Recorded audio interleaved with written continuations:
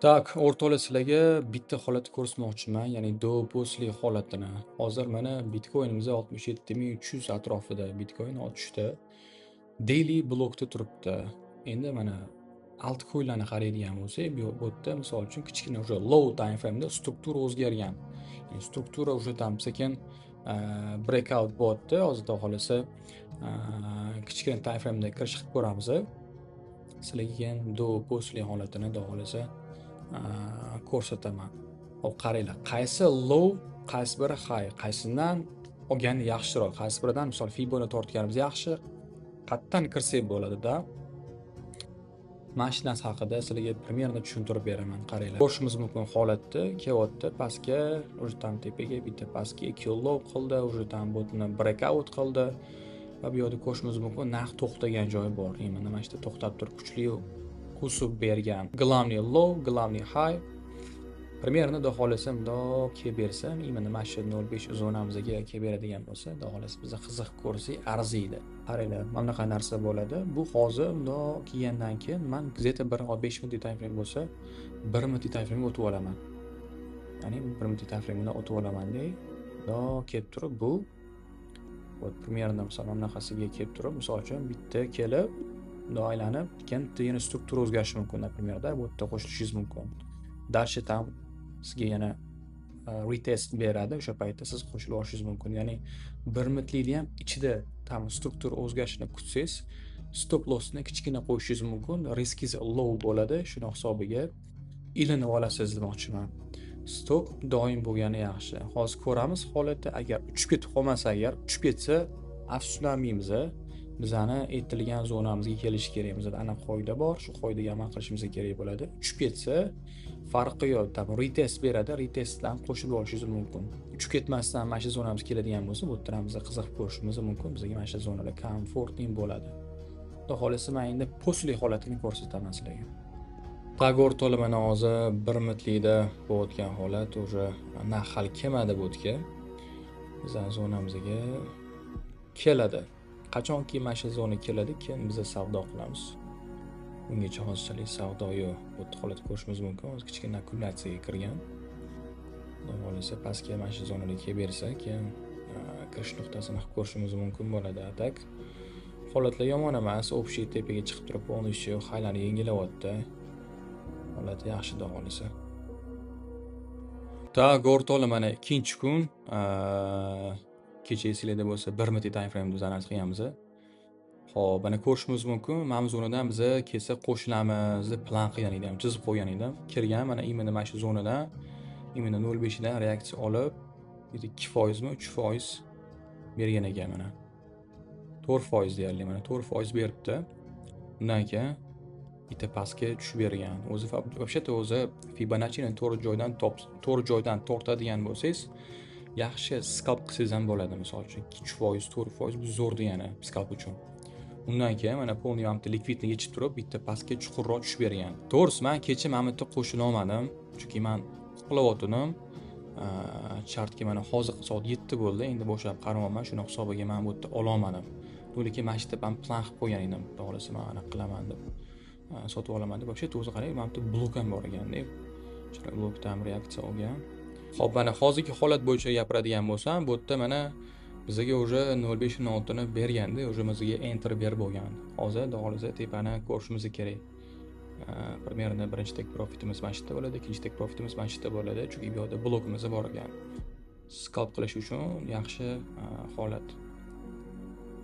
Hozir buni holatda o'zi qo'shiladimi deb aytadigan bo'lsangiz, da hozir aytyapsiz, tepaga yuramiz deb olasiz. Bunaqa payt qo'shiladimi degan bo'lsa, yo'q. Biz har doim bunaqa korreksiyada qo'shishimiz kerak bo'ladi.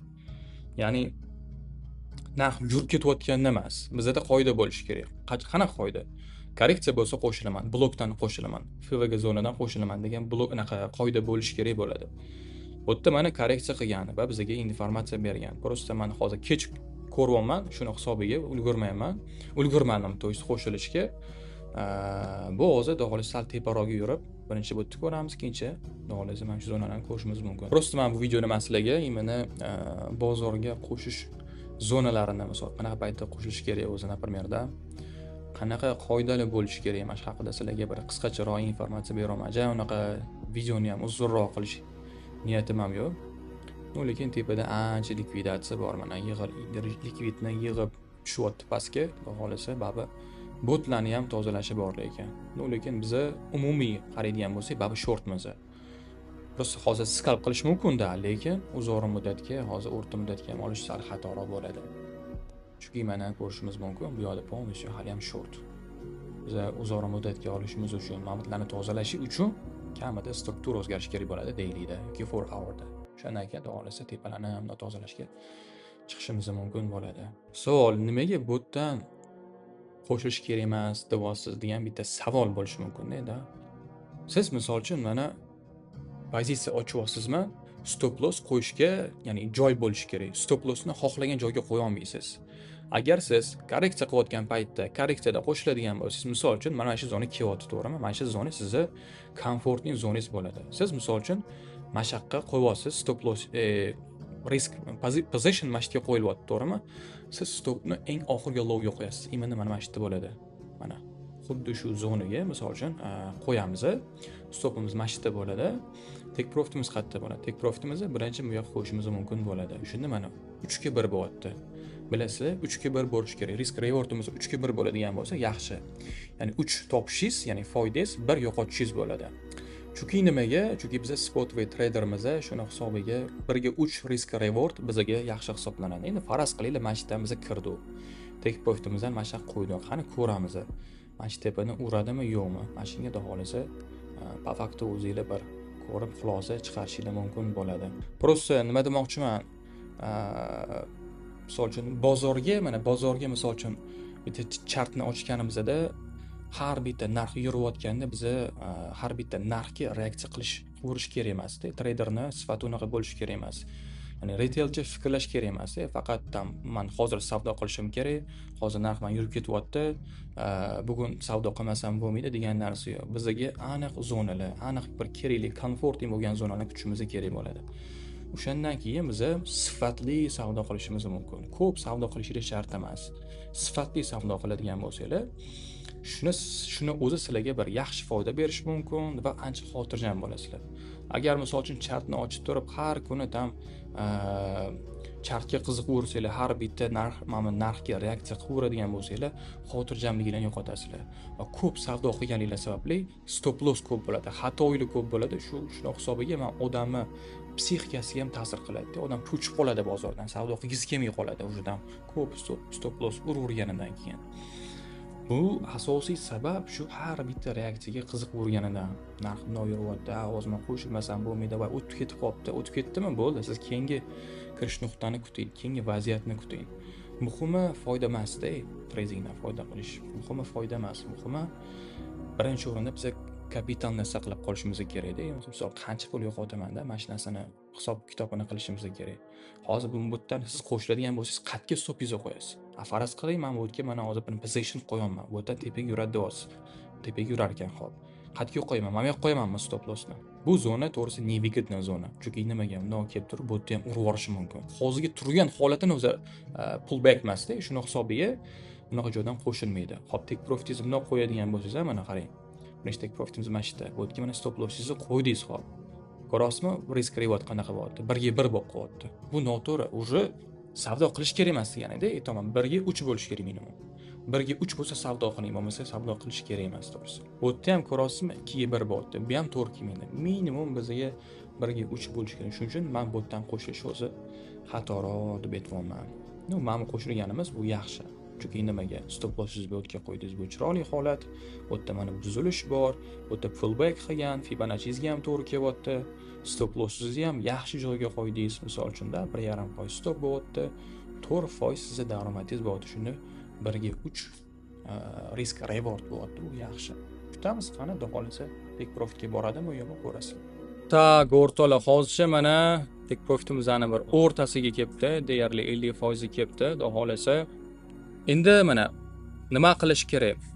Holat bo'yicha tushuntiradigan bo'lsam, mana o'sha tepaga yo'rdi misol, o'zi ham 50% zonangizga bordi, to'g'rimi? Endi siz stop lossni ko'tarib qo'yasiz.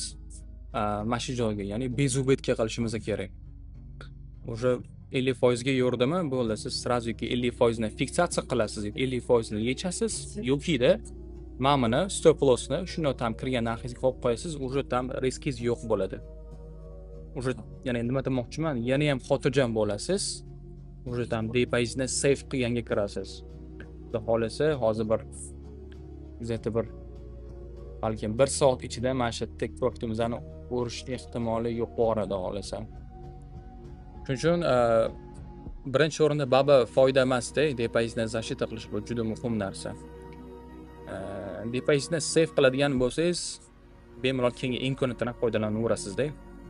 Shuning uchun bu muhim. Xudo xolasa ko'ramiz 1 soatdan keyin holat qanaqa bo'ladi. Tak, o'rtoqlar, bizada stopimiz ishladi. Take profitimizni oxirigacha yetib bormadi. Bu haygacha xudo xolasa borishimiz kerak edi, lekin bozor har doim ham siz aytganingizni qilavermaydi. Shuning uchun men aytaman, har doim depozitni saqlab qolish bizda birinchi o'rinda. Misol uchun esingizda bo'lsa, mashqa qo'yish haqida gapirgan edim, ya'ni bezubitga. Shunda bizani bezubitkamiz urilgan bo'ladi. Ya'ni hech qanaqa pul yo'qotmaysiz misol uchun. Agar misol uchun mana bozordachi imkoniyat slishkim ko'pda. Mana misol uchun faraz qiling, mana bezubitkam urildi. Xo'p. Endi buni olib tashlaymiz. Men endi boshqa imkoniyatni kuzataman. Boshqa imkoniyatda men misol uchun kutishim mumkin, например. Chunki nimaga? Bitta qaror orqali butun depozitimni yo'qotganim yo'q, например-da. Shuni hisobiga odam ancha xotirjam bo'ladi va keyingi imkoniyatda xotirjamlik bilan, aniqlik bilan kutadi. Hozirgi paytda hech qanaqa imkoniyat yo'q. Bunaqa paytda biz aniq joylarni, bloklarni biz kutishimiz mumkin. Xudo xolasa o'sha zonaga kelgandan keyin biz risk qilib ko'rishimiz mumkin. Ya'ni bekordan bekorga kirish ham sizni charchatib qo'yadi bozor. Kerakli paytda kirish kerak, risk qilish kerak bo'ldi. Qolgan payt shuni chartni yopib qo'yasiz. Ha deb ham chartga qarab turish odamni ba'zi payt zeriktirib yuboradi. Xullas shunaqa gaplar, o'xshasa o'xshamasa ham sizlarga ko'rsataman deb va'da berib qo'ygan edim. Xudo xolasa foydali bo'lgan bo'lsa, shunaqa videolarni ko'proq bir qilishimni xohlasanglar, davay maksimal kommentariyaga fikringizni yozing. Menga podpiska qilib qo'ying. Xudo xolasa keyingi videolarda inshaalloh ko'rishamiz va qanaqa video qiling. Bitta kommentga yozing, что menga ideya bo'ladi, bu ko'raman. Xudo xolasa kim ko'proq qaysi nimani aytsa, o'shanga qarab turman. Dastingni chiqaraveraman YouTube ga.